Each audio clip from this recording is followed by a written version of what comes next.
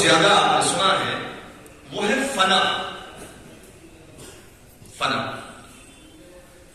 فنا جو اردو میں اور لغت میں استعمال کیا جاتا ہے اس کے معنی کیا ہے؟ ختم ہو جانا.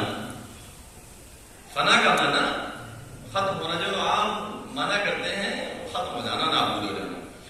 لیکن عرفا نے اس کا جو معنی تحریر کیا ہے وہ آپ غور فرمائیے گا میرے سے. عرفا نے اس کے معنی کو لکھا فنا یعنی کیا. اہل علم تشریح فرما ہے فنا، عرفا فرماتے ہیں فنا یعنی ایک شے اپنے ظاہری صفات کو ختم کرنے کے بعد سامنے والی شے کے صفات کو اپنے اوپر عارض کر لے، اسے فنا کہا جاتا ہے. میں انشاءاللہ مثال دوں گا، بالکل بات کلیئر ہو جائے گی، واضح ہو جائے گی. جس چیز میں ایک وجود اپنے آپ کو فنا کر رہا ہے، پیغمبر نے ارشاد فرمایا خلقنا للبقاء لا للفنا. ہمیں فنا ہونے کے لیے پیدا نہیں کیا گیا ہے، ہمیں باقی رہنے کے لیے پیدا کیا گیا ہے. تو یہاں جو معنی ہے اگر لغوی اعتبار سے ہم دیکھیں تو لغوی اعتبار سے جو معنی ہے وہ ختم ہونے کا ظاہر معنی ہے. لیکن میں عرفان کی گفتگو کر رہا ہوں. عرفا بیان کرتے ہیں کہ ایک وجود جس شے میں اپنے آپ کو فنا کر رہا ہے، تو عرفا فرماتے ہیں کہ فنا کا معنی یہ ہے کہ جس چیز میں فنا کر رہا ہے اپنے وجود کو، اس چیز کے صفات کو اپنے اوپر عارض کر لینے کا نام فنا ہے. اور فرمائیے گا، ایک چھوٹی سی مثال دیتا ہوں. مثال کے طور پہ آپ چائے بناتے ہیں، شربت بناتے ہیں. تو جب آپ چائے بناتے ہیں تو چائے چند چیزوں کا مجموعہ ہے، ایک چیز نہیں ہے اس کے اندر. کتنی چیزیں ہیں اس کے اندر؟ شکر ہے، چائے کی پتی ہے، دودھ ہے، اگر پانی ڈال لیا جائے تو پانی بھی ہوتا ہے. تو یہ 4-5 چیزوں کا مجموعہ بننے کے بعد ایک چیز بنی جسے کیا کہا جاتا ہے؟ چائے کہا جاتا ہے. اسی طریقے شربت اور بھی دیگر مثالیں دی جا سکتی ہیں. اور فرمائیے گا میرے دل، اس لیے کہ دیکھیں فرش عزا پہ آنا کمال نہیں ہے، یہاں سے کچھ لے کے جانا کمال ہے. اور فرمانا ہے فرش عزا پہ سبھی آتے ہیں، لیکن یہاں آنا کمال نہیں ہے. یہاں سے اگر ایک بات بھی اگر لے گئے آپ تو یہ مرحوم کے وسیلے سے جو فرش عزا بچھا ہے ان کے درجات میں اضافہ ہوگا. تو یہ 4-5 چیزوں کا مجموعہ کیا ہے میرے عزیزوں؟ یہ چائے بنی میرے عزیزوں. اس میں شکر بھی ہے، اس میں چائے کی پتی بھی ہے، سارے مجموعے کو اس کو چائے کہتے ہیں. لیکن جب تک یہ مجموعہ ایک ساتھ نہیں تھا آپ اس کو چائے کہہ سکتے تھے؟ نہیں. دودھ تھا، شکر تھی، پتی تھی. لیکن جب سارا مجموعہ ایک ساتھ ہوا تو اس کو نام دیا گیا چائے. توجہ فرما رہے ہیں میرے عزیزوں؟ اب آپ توجہ فرمائیے گا، اس کے اندر شکر بھی ہے اور پتی بھی، ساری چیزیں ہیں. چائے مجموعہ بنا. اب اس ایک شکر کو لے لیجیے. اب یہ شکر پہلے کیا تھی، بعد میں کیا ہو؟ شکر کی پہلے صفت یہ تھی کہ یہ بہنے والی چیز نہیں تھی. شکر ایک جامد شے تھی. بڑی عظیم بات پیش کر رہا ہوں میرے سے. شکر ایک جامد شے تھی جس کو آپ اٹھا بھی سکتے تھے، دیکھ بھی سکتے تھے. لیکن اس نے اپنی ظاہری صفت کو جو جامد تھی، بہنے والی نہیں تھی، سیال نہیں تھی، اس نے اپنے آپ کو فنا کر دیا اس چائے کے اندر.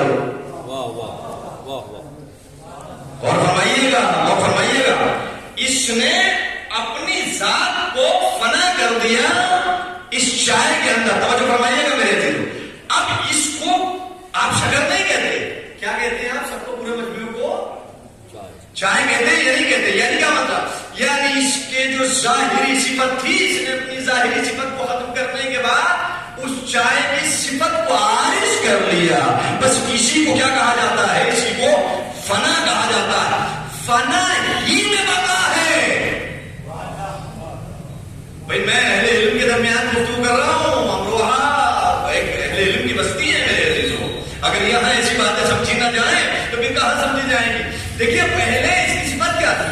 یہ جامد تھی، اس نے اپنی صفت کو ختم کر دیا. اب یہ چائے کی صفت کیا ہے؟ سیال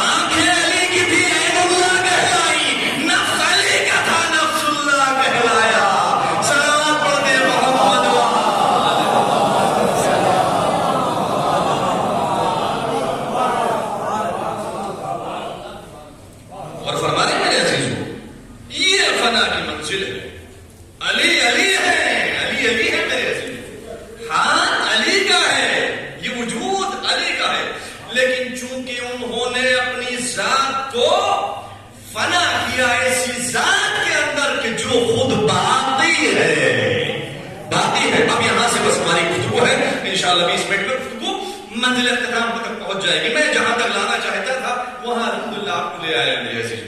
تو یہ ذات دیکھیے انا للہ و انا الیہ راجعون کا ہم نے یہ آیات سنتے ہیں لیکن ہم نے صحیح سے اس کو سمجھا نہیں ہے. اگر صحیح سے سمجھ لیں کہ بقا کس چیز میں ہے میرے عزیز, بقا کس چیز میں ہے. ہمیں باقی رہنے کے لیے پیدا کیا ہے, فانی ہونے کے لیے پیدا نہیں کیا. اور بقا کب ملے گی؟ جب انسان اپنے آپ کو فنا کرے گا. اب یہ ہنر انسان یہ ہے کہ یہ کس چیز میں اپنے آپ کو فنا کرتا ہے.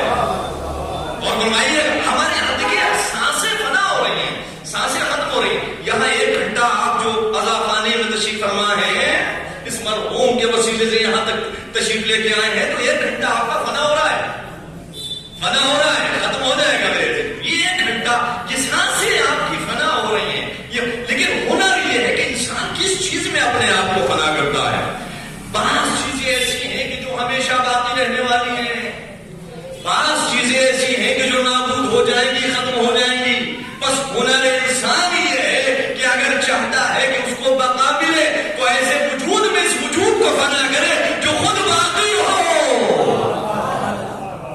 بڑی عظیم بات پیش کی ہے. نہیں اس کو اور تھوڑا سا میں پھیلاتا ہوں اور اپنے جوانوں کے لیے اس بات کو بزرگوں سے بہتر جانتے ہیں. ہنر عقل یہ ہے, ہنر انسان یہ ہے, ہنر بشر یہ ہے کہ ایسی چیز میں اپنے وجود کو فنا کرے کہ جو خود باقی ہو گئے. آپ دیکھیے میں چھوٹی سی مثال پیش کروں. یہ گلاس رکھا ہوا ہے, آپ ایک پانی کا قطرہ لیجیے. اس قطرے کو اگر آپ اس گلاس کے اندر ڈالیں گے تو کب تک اس کو بقا ہوگی؟ جب تک چھوٹا سا ظرف ہے, جب تک یہ گلاس کا پانی باقی ہے اس وقت تک اس قطرے کو بقا ملے گی, باقی رہے گا. کیونکہ اس نے اب اس کی زندگی کتنی ہے, 1 دن زندگی ہے, 2 دن زندگی ہے, 3 دن زندگی, جتنی اس کی بقا ہے اتنا ہی یہ قطرہ باقی رہے گا. توجہ فرمائیے گا. خوب اس سے اور تھوڑا سا وسیع ظرف لیجئے, یہ جگ رکھا ہوا ہے, اگر اس قطرے کو اس جگ کے حوالے کر دیا جائے تو چونکہ تھوڑا ظرف زیادہ ہے تو اس کو اس سے زیادہ بقا ہے. اور فرمانے میں تو جب تک وہ باقی رہے گا یہ قطرہ, اس سے اور فراتر آپ لے لیجئے, تھوڑا سا اور وسیع ظرف لے آئیے, بھگونا وغیرہ لے آئیے. اگر اس میں اس قطرے کو ڈالا جائے تو پھر وہ جب تک وہ پانی باقی رہے گا اس قطرے کو بقا. لیکن اگر ان ظرفوں کو چھوڑنے کے بعد اگر کسی دریا کے حوالے اس قطرے کو کر دیا جائے تو جب تک دریا باقی رہے گا اس قطرے کو بقا ملے گی یا نہیں ملے گی. اسی طریقے سے میرے عزیزو اگر کسی سمندر کے اوقیانوس کے حوالے اس قطرے کو کر دیا جائے تو جب تک وہ باقی رہے گا یہ قطرہ باقی رہے گا. توجہ فرمائیے گا, یہ قطرہ باقی رہے گا. ہنر بشر یہ ہے کہ یہ قطرہ ہے اس سمندر کے مقابلے میں نہیں. ابھی بات نہیں پہنچی میرے لیے بھائی. یہ قطرہ ہے جو وجود ہے, یہ سرمایہ وجود یہ قطرہ ہے, یہ قطرہ ہے میرے عزیزو, یہ قطرہ ہے اس سمندر کے مقابلے میں قطرہ ہے میرے عزیزو. ہنر بشر یہ ہے کہ اس کو کس کے حوالے کرنا ہے. کاش میں اس بات کو سمجھا, بڑی عظیم بات ہے, بڑی تشریح طلب ہے, زیادہ وقت نہیں ہے میرے عزیزو.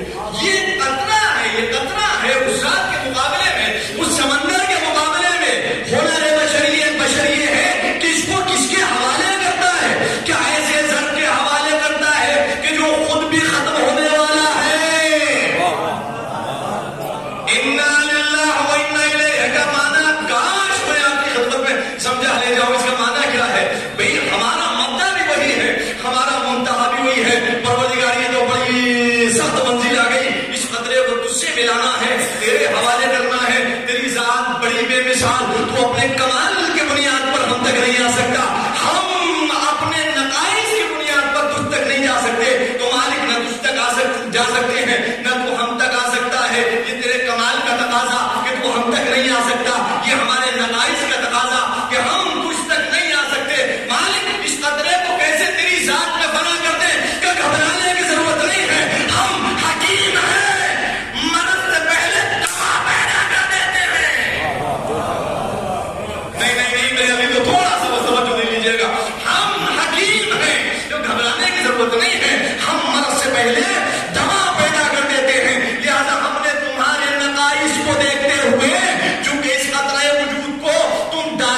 ہم سے بولا